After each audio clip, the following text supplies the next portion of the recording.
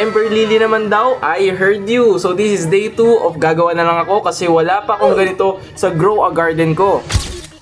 Hello mga ka-3D, sinimulan na nga pala natin yung paggawa ng 3D model. Madami sa inyo yung nag-request ng Ember Lily. Gusto ko nga pala magpasalamat sa support nyo sa last video natin. At malapit na nga siya umabot ng 100k views.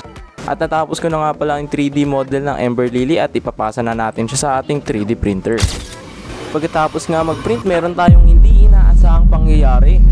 So guys, ito na yung nagawa nating model. Kung hindi siya maganda, kasi first time pa naman. Ang galing niya nga maputol. See?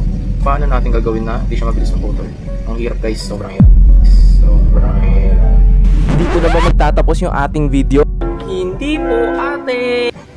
Ginawa na nga natin lahat ng ating makakaya para matapos ng Ember Lily na to. Nakita nyo naman kung gaano kahirap gawin yung Ember Lily na to. Siguro naman deserve ko ng like, follow, at share ng video na to. At ito na nga ang ating finished product. Comment down below kung anong gusto nyo gawin natin sa Ember Lily na to. Abangan nyo kung anong fruit naman ang i-feature natin sa next episode.